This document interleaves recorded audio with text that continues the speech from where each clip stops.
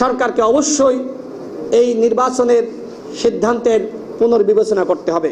1-11 আর বলে কেউ করা লাগবে না, অটোমেটিক্যালি 1-11 হয়ে যাবে। যে লন্ডনে জনাব তারেক রহমানের সাথে মাননীয় প্রধান উপদেষ্টার একটি ফলপ্রসূ বৈঠক হবে এবং সরকারের যে নির্বাচনের সিদ্ধান্ত, সেই সিদ্ধান্তের পরিবর্তন আসতে হবে। আমরা বলছি না যে আমরা যা দাবি করেছি সেটি রাখতে হবে। দলগুলো যে মতামত ব্যক্ত করেছে তার ভিত্তিতে সরকারকে অবশ্যই এই নির্বাচনের সিদ্ধান্তের পুনর্বিবেচনা করতে হবে এবং নির্বাচন কোনোভাবেই রমজানের পরে হতে পারে না।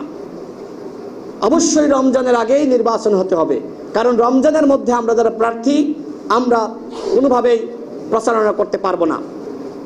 আপনারা আমাদেরকে 3 মাস সময় দিবেন, 1 মাস তো এই রমজানেই চলে যাবে, ঈদের জন্য যাবে আরও 15 দিন, এর মধ্যে পরীক্ষা থাকে।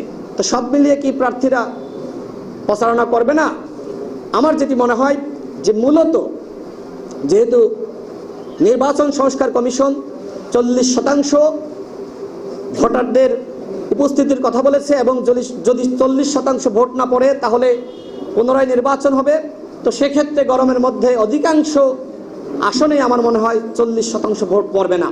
সেক্ষেত্রে কি হতে পারে আপনারাই অনুমান করার চেষ্টা করেন। এক্ষেত্রে তো অন্তর্বর্তীকালীন সরকার আবার থেকে যাবে, মানে 1-11 আর বলে কেউ করা লাগবে না, অটোমেটিক্যালি 1-11 হয়ে যাবে। দেশ জুড়ে তোলপাড় ওয়ালটন ফ্রিজ কিনে আপনিও হয়ে যেতে পারেন মিলেনিয়ার। সেই ধরনের চক্রান্ত এবং ষড়যন্ত্র রয়েছে বলে আমরা মনে করি। সরকারকে বলবো, জনগণ এই ধরনের তারা সন্দেহ করছে যে আপনারা বলতে সবাই না, কয়েকজন উপদেষ্টা হয়তো চক্রান্তের মধ্যে রয়েছে, যারা প্রধান উপদেষ্টাকে ভুল বুঝিয়ে নির্বাচন নিয়ে এই ধরনের একটি জগা খিচুড়ি মার্কা সিদ্ধান্ত জাতির সামনে হাজির করেছে।